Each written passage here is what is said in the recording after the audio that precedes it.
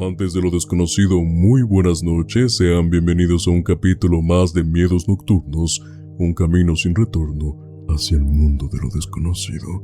Les damos las bienvenidas y por les damos también me refiero a Ricardo. Ricardo, muy buenas noches, ¿cómo estás? Muy bien, amigo, muchas gracias por preguntarme. Muy intrigado, creo que la semana pasada descubrimos cosas que a veces uno piensa que no suceden en el mundo del deporte, ¿no? En este caso más específico del fútbol, ¿no? Y creo, bueno, seguimos en época futbolera, verano futbolero. Y bueno, ad hoc a la ocasión, ahora traje esta bonita playera de la Roma y que creo que no va a desentonar para nada con el tema que vamos a platicar el día de hoy. En efecto, Ricardo, el episodio pasado estábamos hablando de que un evento tan grande como es el que estamos viviendo actualmente tiene cabida todavía para maldiciones. Uno pensaría que las selecciones nacionales simplemente están ahí, que tienen una historia que contar, un lado oscuro.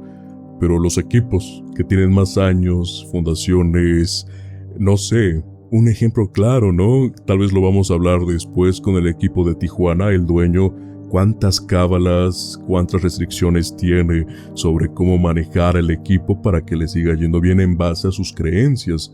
Porque pues estamos de acuerdo que es lo que va a influenciar al jugador, pero sobre todo al club. Pero también dentro, repito, de los equipos de fútbol hay un montón de maldiciones y el día de hoy te voy a compartir la maldición del Benfica. De una maldición que en 100 años no va a ganar ningún título internacional. Me gustaría preguntarte qué tanto sabes, porque creo que cuando se trata de maldiciones en el fútbol, esta siempre va a salir a tema de conversación. Claro que sí, digo, no quiero adelantarme, pero su meche, creo que es algo que la misma gente que no lo conoce y saludar, porque hace rato no lo hice, saludar a la gente que nos escuche y que nos sigue. No sé, es muy intrigante, ¿no? Cómo se ha ido llevando a cabo. Aparte ya tiene bastantes años, o sea, parece que no tiene mucho, pero realmente sí ya tiene muchísimo tiempo, ¿no? Entender el contexto es a partir de, pues bueno, una destitución un tanto compleja de entender, ¿no? En ese sentido. Yo no quiero adentrarme más porque si no, pues acabaríamos el video muy rápido, pero sí es una situación que a veces uno no se da cuenta y no se pueden comprender, ¿no? Porque digo, ya lleva varios años. Digo, aparte, independientemente de que siendo objetivos el nivel pues, del fútbol portugués es muy diferente, ¿no? Es como más, claro. Está más cercano, yo creo, que al fútbol no sé, sudamericano, ¿no? En cuanto a nivel, que tiene nivel sí, pero no al nivel de las superpotencias europeas como es España, Inglaterra, no, Francia no, porque solamente son 2 equipos los que compiten realmente. Pero entonces, después de tantos años, o sea, creo que el propio Benfica ha tenido tantas oportunidades. Eso es lo curioso, ¿no? Porque justamente dirías, ver una maldición de un equipo que no gana nada, lo entiendes porque puede que las limitantes económicas, deportivas, etcétera, pero por un equipo que realmente sí ha llegado a esas instancias. Exactamente. Sí. Viene...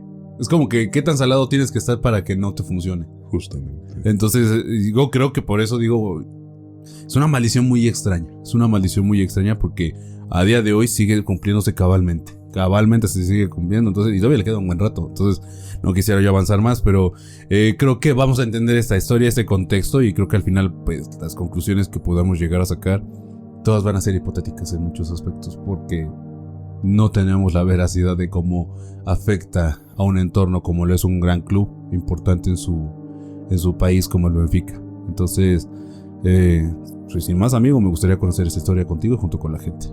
Pues Ricardo, te voy a comentar el inicio de esta maldición. Perfecto.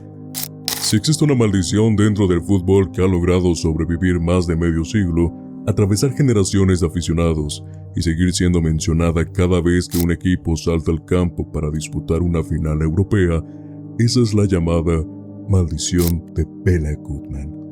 Lo curioso es que esta historia no comienza con una derrota, comienza con una época de gloria.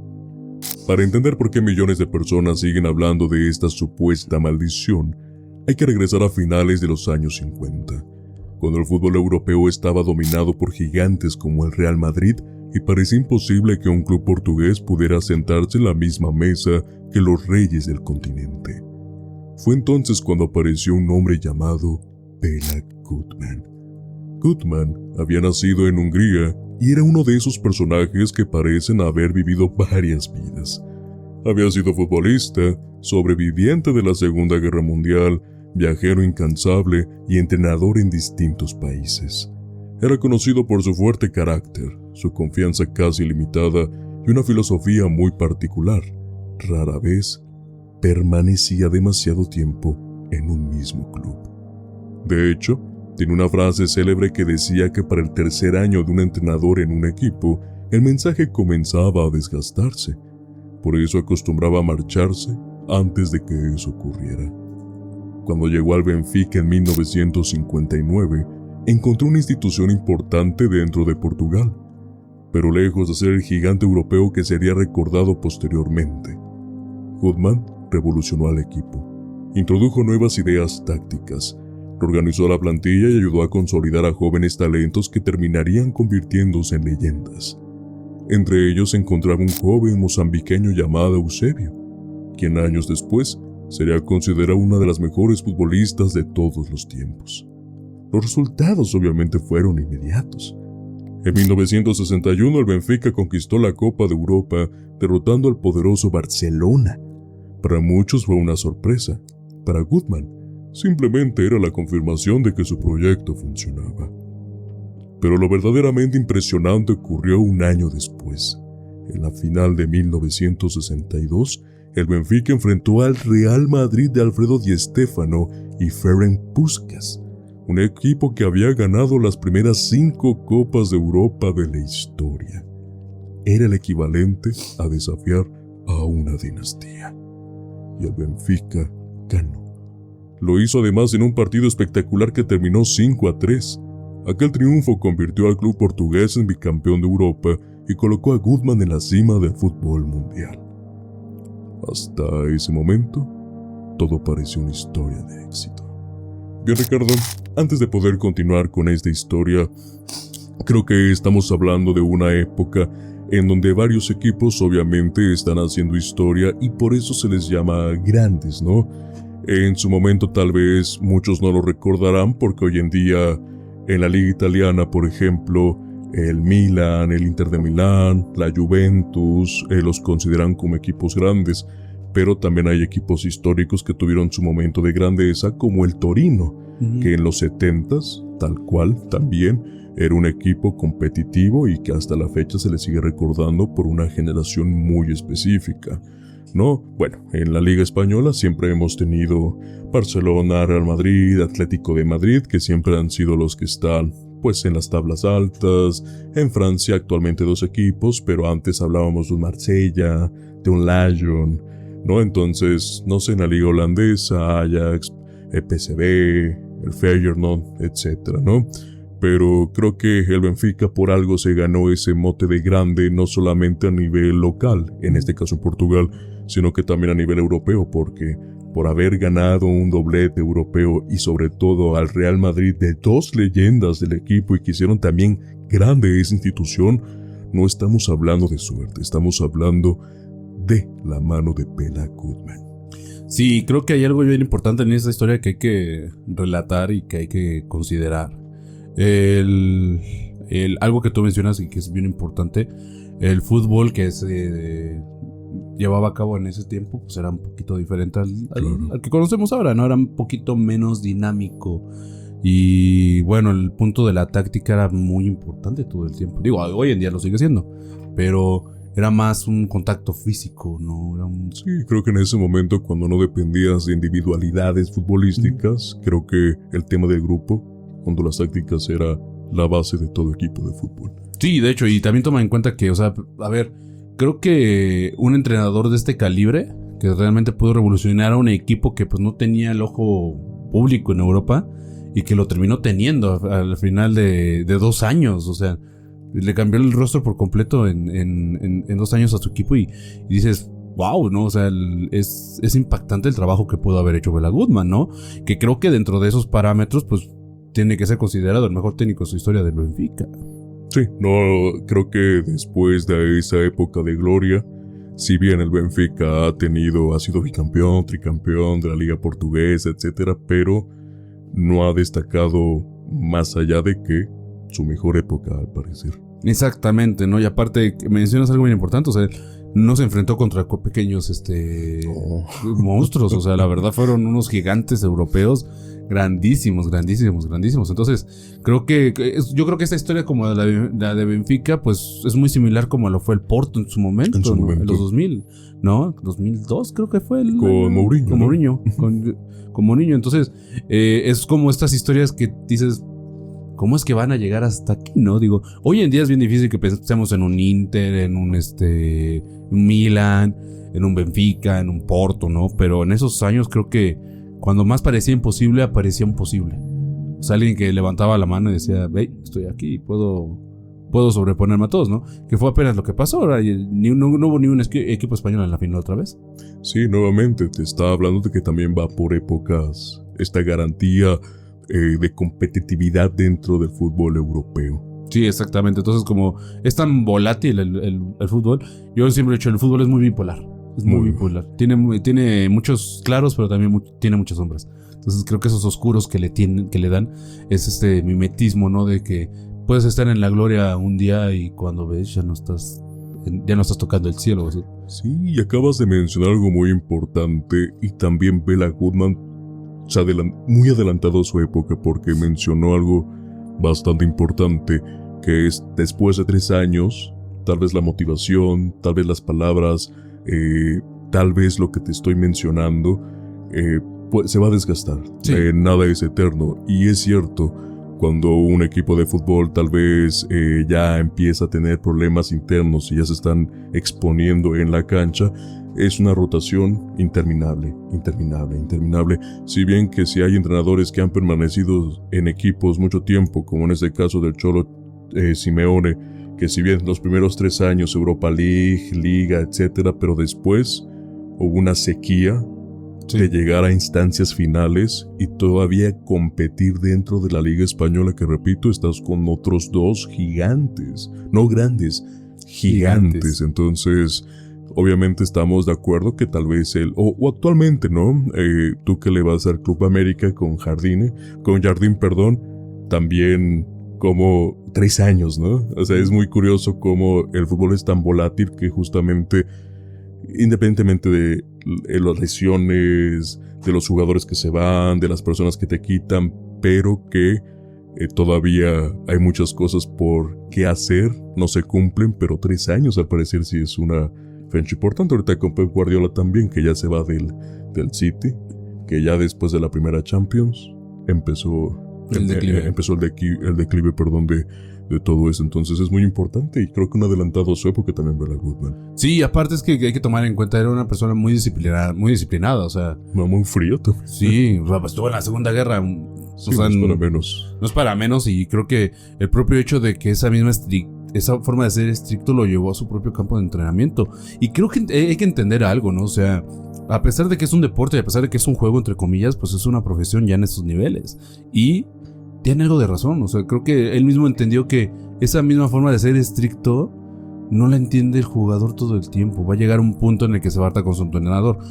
Te lo menciono porque yo lo he visto, o sea, mi trabajo, mi profesión de árbitro, me he dado cuenta que sí pasa, o sea, y pasa en categorías juveniles, ¿no? Que se empieza a desgastar mucho la relación con el entrenador o con las personas que llevan el equipo. Inclusive hasta en campos donde llevan talacha, es un desgaste muy fuerte y hay muchos roces, hay muchas peleas, hay mucho trasfondo que muchas veces no te enteras, pero que te vas dando cuenta cómo el futbolista, digo, a pesar de que le paguen y todo, sí necesita una motivación también para poder trascender y creerse por qué le están pagando, ¿no? Hay mucho que nada más va y roba, por decirlo así. Pero hay otros que sí se nota el compromiso, pero necesitan que el compromiso sea convalidado con el proceder de su propia directiva. Y creo que Bela Goodman es el más claro ejemplo de esta situación. Entenderlo en esos años, estamos hablando hace más de 50 años. O sea, decimos 70, 60, o sea, y parece que tiene un poquito tiempo, cuando realmente no, son más de 50 años. Entonces, una ideología muy adelantada, medio siglo antes. Para acá, aso. Pues bien, Ricardo, para poder continuar con esta historia, A partir de ese momento te voy a compartir tanto a ti como a la audiencia el comienzo de la leyenda. ¿Por qué? Porque si bien los resultados ya se están empezando a mostrar en ese momento para el Benfica, el dinero, el sueldo, también es importante. Y aquí es donde empieza todo el declive para este equipo portugués. Perfecto. Según la versión más popular, tras conquistar su segunda Copa de Europa consecutiva, Koeman acudió a la directiva del Benfica para solicitar un aumento salarial o una bonificación acorde a los logros obtenidos. Desde su perspectiva, la petición era razonable. Había transformado al club y lo había convertido en campeón de Europa 2 veces seguidas. Sin embargo, la respuesta no fue la que esperaba. La directiva rechazó su solicitud. Lo que ocurrió después es donde nace una de las historias más famosas del deporte. La leyenda afirma que, enfurecido por la decisión, Koeman abandonó el club pronunciando una frase que quedaría grabada para siempre. Dentro de 100 años, el Benfica no volverá a ser campeón de Europa. Y así, según el relato popular, nació la maldición. Lo interesante es que durante mucho tiempo nadie le dio demasiada importancia. Las maldiciones suelen aparecer cuando los resultados comienzan a acompañar la narrativa. Y al principio parecía imposible que aquella frase tuviera relevancia. Después de todo, el Benfica seguía siendo uno de los mejores equipos del continente. Sin embargo, apenas un año después de la salida de Koeman, el club regresó otra vez a una final europea y la perdió. En 1963 cayó ante el Milan. 2 años después volvió a llegar a la final y volvió a perder. En 1968 alcanzó otra vez el partido decisivo y volvió a quedarse corto. En ese momento algunos aficionados comenzaron a recordar las palabras atribuidas al entrenador húngaro. Aún así, nadie imaginaba que aquello apenas estaba comenzando, porque el Benfica siguió llegando a finales europeas y siguió perdiéndolas. Más actual, en 1983 cayó en la final de la Copa UEFA frente al Anderlecht. En 1988 disputó la final de la Copa de Europa contra el PSV Eindhoven y perdió en una tanda de penales. 2 años después regresó a otra final continental frente al Milan, otra derrota. La historia ya comenzaba a adquirir tintes extraños, no porque perder una final fuera algo imposible, sino porque el Benfica seguía alcanzando la élite europea sin lograr dar el último paso. La leyenda alcanzó un nuevo nivel en 1990. Ese año la final de la Copa de Europa se disputaría en Viena, la ciudad donde estaba enterrado Bela Koeman. La coincidencia era demasiado perfecta para quienes creían en la maldición. Antes del partido, Eusebio visitó la tumba de su antiguo entrenador. Según el relato más difundido, acudió para pedir simbólicamente que levantara la supuesta condena sobre el club. Era un gesto cargado de significado. Eusebio había sido una de las grandes estrellas del Benfica de Koeman, y nadie representaba mejor aquella época dorada. Sorpresivamente, el Benfica perdió la final, y la leyenda creció todavía más. Con el paso de los años parecía que la historia comenzaba a olvidarse. Sin embargo, el siglo XXI la resucitó. En 2013 el Benfica alcanzó la final de la Europa League contra el Chelsea. El partido estaba empatado cuando, en tiempo de compensación, Branislav Ivanovic marcó un gol que destruyó las ilusiones portuguesas en los últimos instantes. Un año después, el Benfica volvió a llegar a la final de Europa League, esta vez frente al Sevilla. Otra vez perdió, en esta ocasión por penales. Para muchos aficionados, aquellas derrotas parecían escritas por alguien empeñado en alimentar el mito. Cada nueva final perdida añadió otro capítulo a la leyenda. Y bien, Ricardo, antes de poder continuar con este relato, creo que, siempre el tema económico va a ser muy importante para que un club pueda permanecer. Bela Koeman, obviamente, al tener resultados que son importantes como posicionar a un equipo local a nivel internacional, no es nada sencillo y nada fácil. Empieza esta leyenda y creo que las coincidencias que se dan con los años, incluso todavía en el siglo XXI, nos dan mucho de qué hablar, nos dan muchas cosas, hasta el grado en que Eusebio tuvo que ir a la tumba de Bela Goodman para por fin pedirle que levantara la maldición. Y todo indica que para el Benfica al menos un campeonato europeo seguirá esperando para ellos. ¿Sabes qué? O sea, estoy leyendo y dándome cuenta. Y voy a guardar un comentario ahorita que tengo en la mente para el final, pero creo que sí hay un peso específico. No, digo, a lo mejor en el momento que pasó, pues reciente, dices, no va a pasar. Pasan los años, los lustros, las décadas, y caray, sigue. El Benfica sigue siendo un equipo gigante en Europa. O sea, al final de cuentas no deja de ser un equipo grande, ¿no? Pero yo creo que esa relevancia o ese peso de que no tiene de los grandes, no lo ha sabido depurar. No lo ha sabido depurar porque, digo, o sea, Benfica es un equipo grande, pero no está al nivel de los gigantes de Barcelona, de Inter de Milán, de Real Madrid. En este caso Manchester City ya se cuela, PSG ya se cuela en la conversación, pero quién sabe cuánto más dure esa conversación, ¿no? Porque son situaciones que son muy distintas, pero caray, o sea, ahorita estuve viendo son, ¿qué? Más de 7, 8 finales perdidas, ¿no? O sea, y todas a nivel europeo, todas a nivel competitivo. Recientemente, como tú dices, como se apagó un rato en el momento en el que llegó pues, una parte no débil deportivamente del Benfica, pero que no podía competir todo el tiempo al máximo nivel. Sí, donde los otros equipos ya estaban, pues vaya, estamos hablando de un Real Madrid de los Galácticos, estamos hablando de un fútbol alemán que se estaba revolucionando, entonces hay bastantes cosas que todavía hacen que el fútbol portugués quede un poquito disminuido deportivamente hablando. Sí, de hecho, ¿no? Y ¿sabes qué me sorprende? Por ejemplo, el Anderlecht. O sea, creo que de todos los que me dijiste ahorita, creo que el que tenía como el plato más fácil, por decirlo así, por el peso que llevaba, no lo pudo sondear tan fácil. No lo pudo sondear, mejor dicho, no lo pudo sortear, no pudo sacar un resultado positivo, pues ser campeón de nuevo de Europa. O sea, creo que, caray, o sea, cuánto peso Eusebio yendo a pedir que levanten la maldición en su tumba de Bela Goodman. Caray, o sea, y hay un sinfín de cosas que hay detrás que se han rumorado, que se han dicho, que se han hablado, que parece que le dan mucho más peso, ¿no? Yo creo que inclusive hasta los mismos comentaristas de su propio país le dan como mucho valor a esto, ¿no? Los italianos también, ¿no? Porque Bela Goodman está enterrado en Venecia, pues lógicamente, como que en Viena, perdón, te da muy, como que te da mucho más hincapié, ¿no? Te da mucho más hincapié. ¿Viena está en Roma o está en Italia? Sí, no, es Italia, ¿no? Austria. Ok, perdón. ¿En Austria? Pues como que le da mucho más peso, ¿no? A este significado de que a lo mejor ahí se pudo haber levantado la maldición y ni así, ¿no? Ni jugando su tierra, ¿no?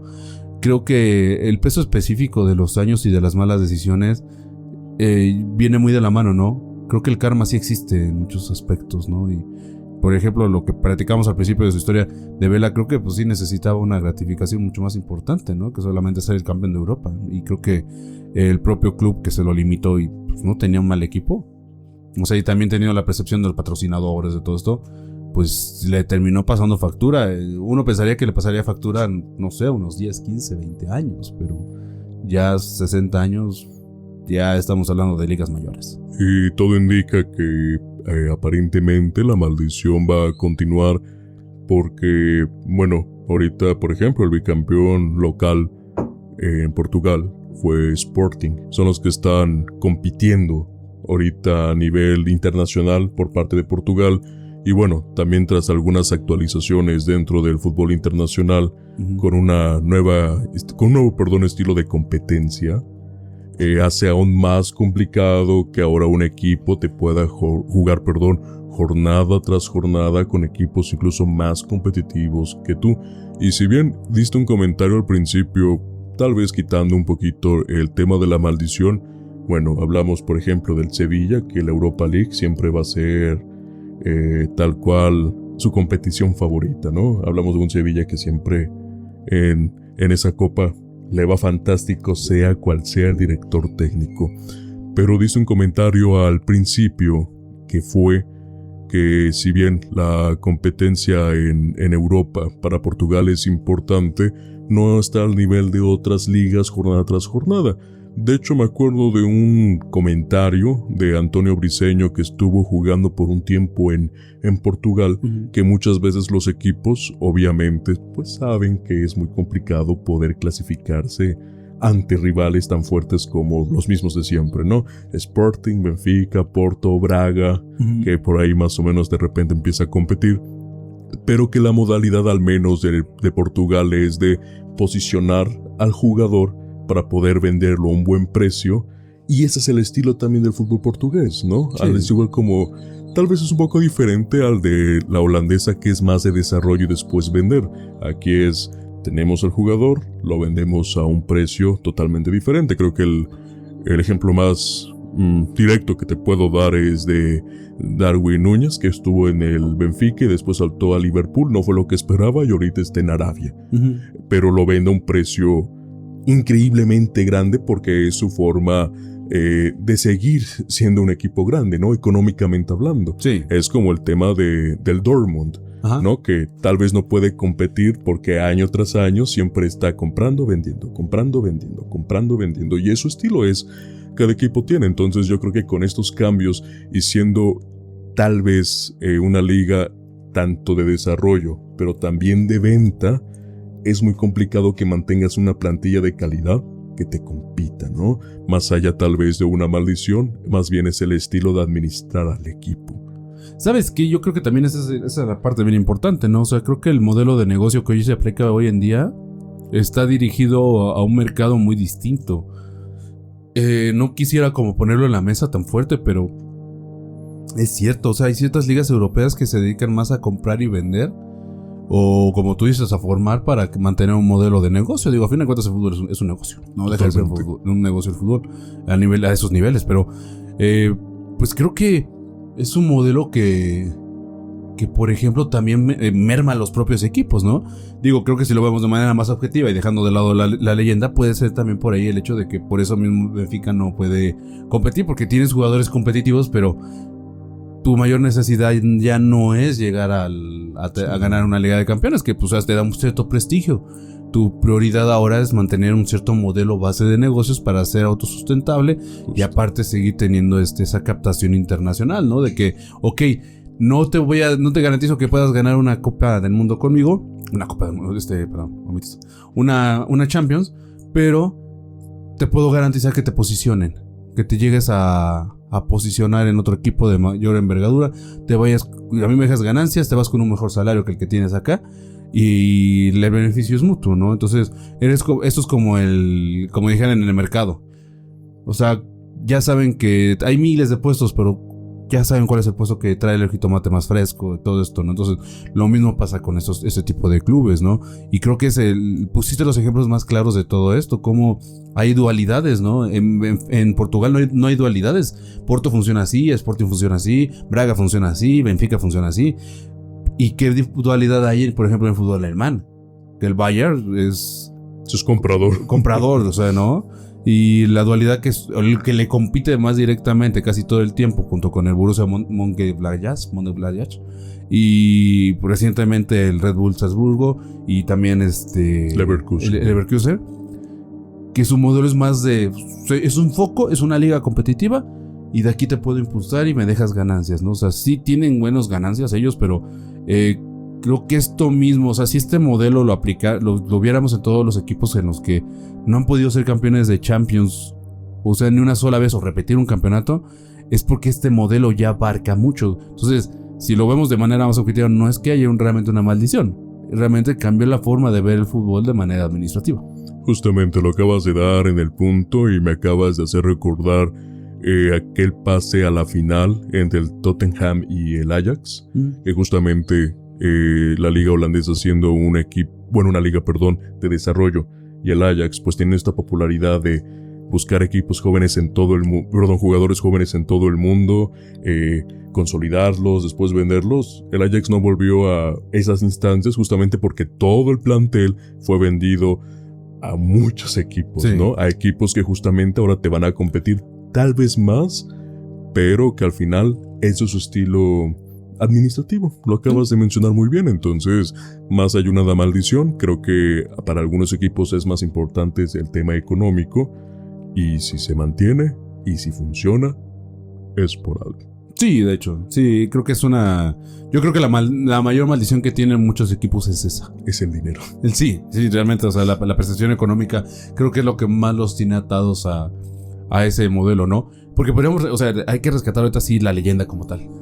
Pero hay que hablar de qué años fue. O sea, el fútbol se veía de otra manera. Era de otro modelo, sí. Empezaba ya a generar un ingreso, claro, era un trabajo. Pero no era la cantidad ni el mundo que conocemos hoy en día, que son millonadas. O sea, ahí era, yo creo que podías ganar 4 o 5 veces más, a lo mucho 6 de un obrero normal, ¿no? O sea, ya a lo mejor con percepción de patrocinios y todo, que pues existía este modelo en los 70s, bueno, cambia, pero realmente estamos hablando de los 60s cuando, o sea, sí había un cierto movimiento de mercado de patrocinios, pero no era el que tenemos hoy en día. O sea, totalmente, era un fútbol que realmente se practicaba más por el placer de ser futbolista y de competir, y los equipos como que adoptaban esa doctrina, ¿no? Entonces yo creo que la maldición de Bela Goodman no está muy arraigada por sus palabras, sino que podríamos ver lo que el propio equipo se terminó condenando a sí mismo al cambiar su ideología. Pues bien, Ricardo, para poder continuar con esta historia, todo indicaría que la maldición jamás existiría. Al igual que en Tilcara, todo indica que probablemente fue un mito, una leyenda, algo que surgió en el relato oral y que por generaciones, al menos en la parte del Benfica, adoptó a todas estas desgracias. Puede que la maldición, repito, jamás haya existido. Y no hablo de si funciona o no, hablo de que tal vez Bela Goodman nunca pronunció esas palabras. Investigaciones posteriores encontraron que no existe evidencia documental sólida que demuestre que el entrenador dijera exactamente la frase que se le atribuye. Algunos historiadores del fútbol creen que la historia fue creciendo con los años, alimentada por traducciones ambiguas, recuerdos imprecisos y el enorme atractivo de una buena leyenda. Incluso el propio Eusebio llegó a negar públicamente la existencia de la maldición, calificándola como una invención. Sin embargo, eso no ha sido suficiente para matarla, porque las maldiciones deportivas funcionan de una manera peculiar. No necesitan pruebas, necesitan coincidencias, y el Benfica ha seguido proporcionando muchas. Hoy, más de 60 años después de la salida de Goodman, la historia sigue viva. Cada vez que el Benfica avanza en una competición europea, los medios vuelven a hablar del entrenador húngaro. Cada vez que se acerca una final, alguien recuerda la supuesta profecía. Cada derrota alimenta el mito. Cada victoria importante despierta la pregunta de si finalmente ha llegado el momento de romper el hechizo. Quizá todo sea una coincidencia. Quizá se trate simplemente de probabilidades, presión psicológica y décadas de mala fortuna. O quizá, en algún rincón del imaginario futbolístico, sigue resonando la voz de un entrenador que abandonó el club más exitoso de su carrera sintiéndose traicionado. Lo cierto es que la supuesta condena tiene fecha de vencimiento. Si la leyenda es correcta, los 100 años se cumplirán en el 2062. Y hasta que llegue ese momento, cada final europea del Benfica seguirá cargando con la misma pregunta. ¿Está el club luchando contra sus rivales? ¿O contra las palabras de un hombre que murió hace más de 4 décadas? Y bien, Ricardo, de esta manera concluimos como tal la maldición de Bela Goodman con el Benfica. ¿Quién diría, como siempre lo hemos dicho, que para romantizar un poquito más el fútbol como lo conocemos hoy en día, los mitos, las leyendas, también tienen que ser parte de ella? Y en esta ocasión, Bela Goodman marcó una época de éxito, pero ¿quién diría que en su nombre, hoy en día descansando en paz, es digno de una maldición? Una de las maldiciones más grandes dentro del fútbol. Caray, creo que el propio peso de la historia de Bela Goodman te lo puede catapultar por sí mismo, ¿no? O sea, la leyenda que fue, que queda en la memoria colectiva. Pero caramba, o sea, creo que hay muchas consonantes aquí que pasan por desapercibidas, ¿no? O sea, el propio hecho de que pues no haya un hecho, bueno, que no haya una constancia de que lo dijo, o algo escrito, o algo que pueda fundamentar lo que se está tratando de basar en la leyenda, ¿no? El amarillismo de los medios, que es muy, muy salvaje en muchas ocasiones, ¿no? Últimamente lo hemos visto con ciertas redes sociales, ¿no? Que los medios de comunicación tienden a ser muy amarillistas con tal de captar la atención de la gente, y que últimamente pues ya no es un modelo a seguir tan fácil, ¿no? Que no ayude mucho. Pero para esos años yo creo que alimentar una leyenda como estas, pues, o sea, imagínate, ya en este momento ya no la puedes desmentir o puedes decir fue un medio amarillista. O sea, te queda la duda de si realmente lo maldijo. Sí, ya queda en la historia colectiva, ya de plano, si en dado caso que el Benfica llega a una final en esas instancias, entiendo que a veces los fracasos, y cuando son constantes dentro de algunos jugadores, pues obviamente va a quedar siempre esta historia, ¿no? Estos fantasmas. Yo estuve ahí, es que ese día, pero cuando se rota año tras año muchos jugadores, creo que te habla un poquillo más de que realmente en los pasillos de las instalaciones del Benfica, el alma de Bela Goodman les está recordando constantemente que aquí no van a ganar aún. Sí, de hecho, y creo que es como este propio autodesvivimiento mental, ¿no? Tiene un peso directo sobre los jugadores. Tiene un peso directo, ¿no? Esta parte de que sigan avanzando. Porque, o sea, vamos a ponerlo en el contexto claro. Las finales recientes, ok, no había tanto redes sociales como tal. Ya estaban muy implantadas. Pero era menos del tipo de creador de contenido, de streaming. También ponías a ver la tele. Y en pantalla en los canales deportivos, pues lógicamente va a existir la crítica, va a existir esta parte de y si realmente no van a lograr nada. Entonces creo que es algo que lo viene a reavivar por sí mismo, ¿no? O sea, en cualquier competición europea puede llegar a mermarlos un poco, ¿no? O sea, sí les puede afectar en esa parte. Creo que el aspecto psicológico está siendo fundamental, ¿no? Ahora no pensar ni siquiera que haya una Conference League, que teóricamente es un poquito más accesible por algunos equipos y poder ganar una competencia internacional, ¿no? Exactamente, ¿no? Entonces yo creo que el peso de la propia leyenda lo van a seguir acarreando hasta que se cumplan los 100 años. Yo al menos lo veo así, lo pienso. Sí, creo que es... no sé cómo mencionarlo, lamentablemente el entrar al Benfica, creo que ya estás predestinado a que los fantasmas, repito, sigan ahí persiguiendo a cualquiera. Una vez que salga, tal vez ya no vas a pertenecer a, pero mientras estés jugando ahí, creo que, no sé, tal vez como entrenador, como jugador, cuando clasificas a una competencia, sí o sí, es tema de conversación. No lo dudo. Sí. Incluso fuera con los aficionados. Sí, completamente. Creo que tenemos una situación que en algún futuro no muy lejano ya, pues parece mucho tiempo, pero no se ve tan lejano. Creo que el hecho de que esta propia maldición se pueda romper podría ser todo un caos al menos en Benfica, en el equipo, en sus aficionados, ¿no? En Portugal. Pero mucho más allá de eso, creo que hay una percepción muy importante dentro del propio crecimiento del jugador de no adoptar estas doctrinas, y hoy en día con las redes sociales como las tenemos, es imposible que no lo tomen en cuenta y que no lo tengan en cuenta en su cabeza.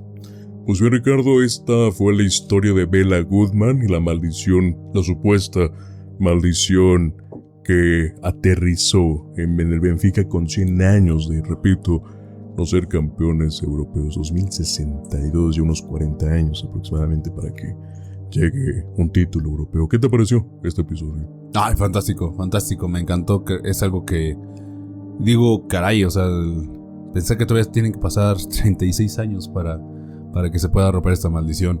Digo, no sé, yo creo que lo que me voy con la idea que te comenté, yo creo que es más la maldición del propio sistema de negocio que tiene un club, que realmente una paráfrasis que puede haber dicho Bela Goodman, ¿no? Y el hecho que también la misma gente del Benfica se la compraron, los propios jugadores, creo que ya es independientemente de él, ¿no? Creo que al final de cuentas no deja de ser un deporte y la competencia tiene que seguir siendo al máximo, y son situaciones que a mí, como persona de fútbol, sí me dejan intrigado, de que, y si realmente sí lo dijo, pero igual creo que el peso lógico y logístico y financiero que conlleva esta parte no lo podemos eximir, solamente para enfocarnos en la parte de la maldición. Pues bien, Ricardo, de esta manera terminamos el episodio. Pues para todas las personas, recuerden seguirnos en nuestras redes sociales. Aparecemos como @miedosnocturnospodcast, a excepción de ex antes Twitter, ahí estamos como @miedospodcast. Por otro lado, suscríbanse al canal de YouTube, @miedosnocturnospodcast. Suscríbanse y activen la campanita de notificaciones para que no se pierdan el contenido semanal que traemos para todos ustedes.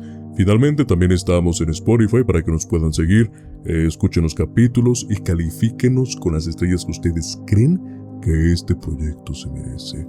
Bien, Ricardo, ¿algo más que desees mencionar? No, amigo, no, nada. Me despido de ti. Gracias por darme otras maldiciones del fútbol aquí. Otra maldición para que la escucháramos y la conociéramos. Y pues nada, espero que a la gente le haya gustado y nos estamos viendo la otra semana con más temas de estos que nos gustan.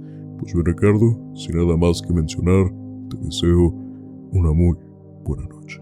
Muy buena noche, amigo.